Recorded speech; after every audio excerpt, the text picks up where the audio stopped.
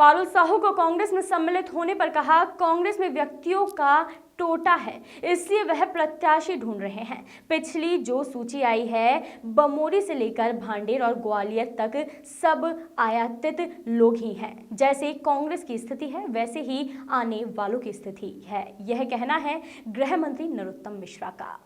वहीं कमलनाथ के ग्वालियर दौरे को लेकर उन्होंने कहा कि अच्छा है, स्वागत है उनका आए, लेकिन जब मुख्यमंत्री थे तब क्यों नहीं आए। हमारे सवालों का कांग्रेस कभी भी जवाब नहीं दे पाएगी, क्योंकि हम सत्य बात पूछते हैं। किसानों को लेकर वे बोले कि कांग्रेस के समय में किसानों को आत्महत्या के लिए मजबूर होना पड़ा, क्योंकि कांग्रेस किसान विरोधी थी। कांग्रेस डर्टी पॉलिटिक्स कर रही है, राजनीति करना है, सीधे सीधे राजनीति करें।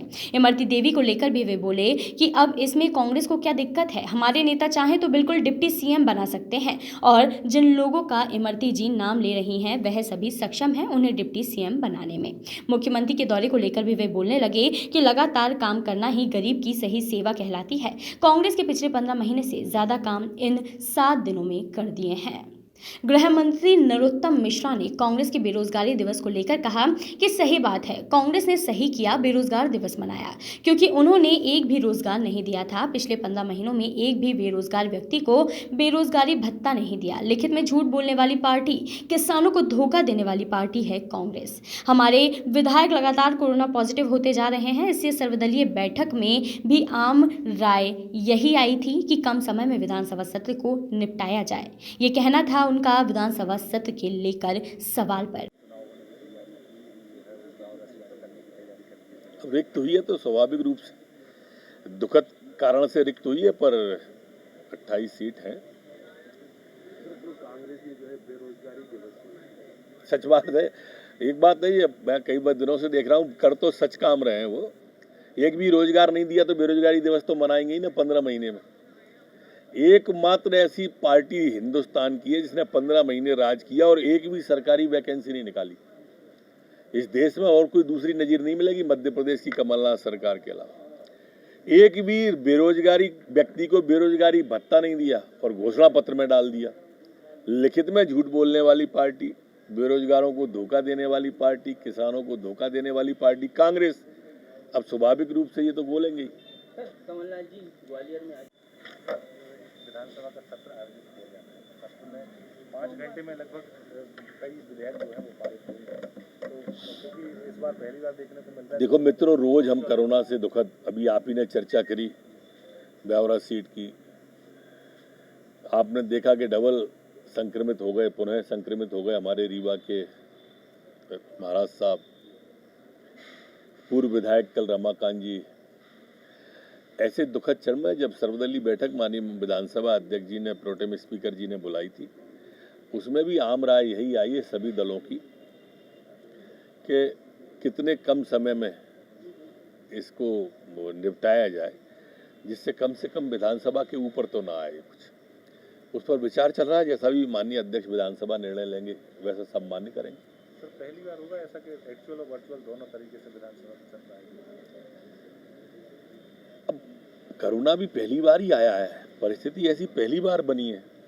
ये परिस्थिति जन्य निर्णय है, कोई संवैधानिक निर्णय नहीं है।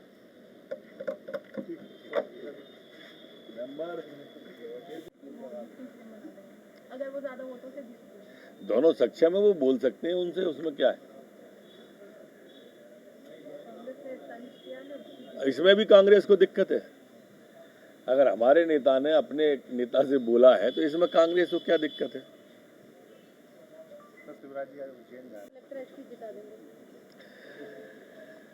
देखो, ये जो कांग्रेस कर रही है ये डर्टी पॉलिटिक्स है। एक सादा गांव के वातावरण से आई हुई महिला है इमरती देवी जी, और इसलिए वो इस तरह के बयानों को लेती रहती है, कांग्रेस पकड़ती है। ये डर्टी पॉलिटिक्स कहलाती है। उनकी सादगी का इस तरह से नहीं लेना चाहिए। राजनीति करना है तो सीधे सीधे करें। किस तरह की राजनीति कर रही है, एक अनुसूचित जाति की महिला है वो। सर, एक वीडियो और वायरल हुआ है जिसमें वो कह रही है, देखिए, प्रतिदिन गरीबों के कल्याण के लिए कार्यक्रम हो रहे हैं। 16 तारीख को 1 रुपया किलो गेहूं, चावल, नमक, 17 तारीख को दूध, फल, और आज किसान को फिर पैसा फिर खाते में, कल फिर, परसों फिर, नरसों फिर, लगातार कड़ी है। ये कहलाता है काम, ये कहलाती है सेवा गरीब की। पूरे 15 महीने में जितने नहीं किए उतने कर दिए हम 7 दिन में, ये काम कहलाता है। अब उन्हें सिर्फ बातें करना है, काम करना ही नहीं। सर 27 की जगह पूर्व विधायक हैं। देखो, कांग्रेस पे दरअसल में व्यक्तियों का टोटा है। वर्तमान परिस्थिति में कांग्रेस के पास अब कोई बचा नहीं है, इसलिए प्रत्याशी ढूंढ रही है वो। जो पिछली सूची आई है आप उसमें भी देख लो, बिल्कुल यहाँ से बमोरी से कन्हैया लाल जी से लेके हमारे वहाँ तक भांडेर और ग्वालियर तक सब आयातित लोग ही हैं। जैसी कांग्रेस की स्थिति है वैसी इन आने वालों की स्थिति है। सर कमलनाथ जी आज 2 दिन के लिए ग्वालियर के दौरे पर और कहना है रोड शो करने वाले हैं, बड़ा रोड। अच्छा है, स्वागत है, आए, चुनाव है, आते हैं, आना चाहिए। लेकिन जब मुख्यमंत्री थे तब क्यों नहीं आए, ये भी बताना चाहिए। बीजेपी ने पूछा भी सवाल, हमारे सवाल का वो कभी जवाब दे नहीं पाएंगे क्योंकि हम सत्य बात पूछते हैं और वो कांग्रेस कभी सत्य बोलती नहीं है भी, क्योंकि उन्होंने अपने पूरे कार्यकाल में किसानों के हित के लिए कभी कुछ किया नहीं।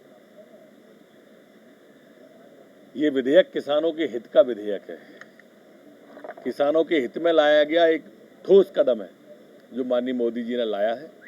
और इसलिए कांग्रेस के टाइम में तो आप देखिए पूरे देश के किसानों को आत्महत्या को मजबूर इसलिए होना पड़ा कि इनने नीतियां इस तरह की बनाई जो किसान विरोधी थी, और ये विधेयक किसान हितैषी है। Bureau report, voice of rights.